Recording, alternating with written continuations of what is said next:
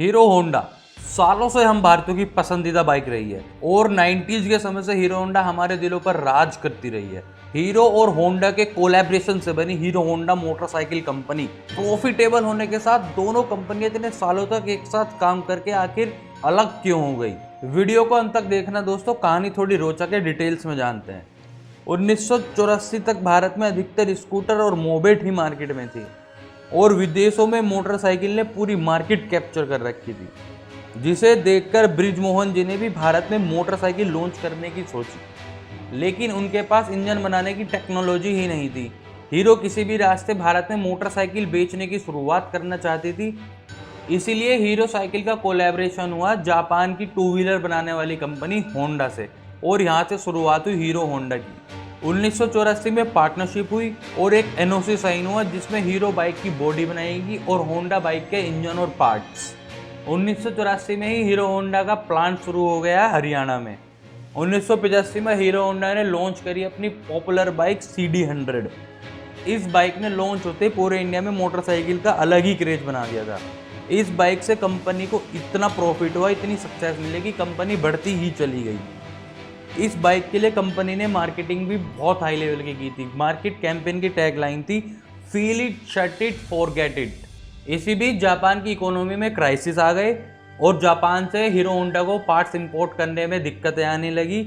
साथ ही Suzuki, Yamaha, Bajaj, TVS जैसे competitor market में आ चुके थे।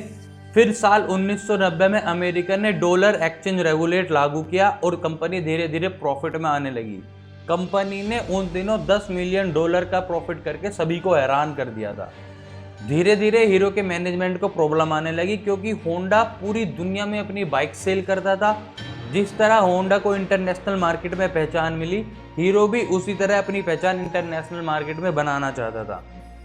वहीं साल 1999 में होंडा कंपनी ने एनओसी होते हुए भी इंडियन मार्केट में होंडा के नाम से अपना पहला स्कूटर लॉन्च कर दिया और दोनों कंपनियों के बीच में प्रॉब्लम्स और बढ़ गई। हीरो होंडा से जो प्रॉफिट ब्रिजमोहन लाल मुंजाल कमाते थे, उसका बहुत बड़ा हिस्सा वो इंजन बनाने में लगाने लगे, जो होंडा कंपनी को पता लगा और इससे इनके बीच में और ज़्यादा प्रॉब्लम्स आने लगी। 2010 तक दोनों कंपनियों में स्ट्रेस इतना बढ़ गया था कि इन्होंने एक दूसरे से अलग होने का फैसला ले लिया।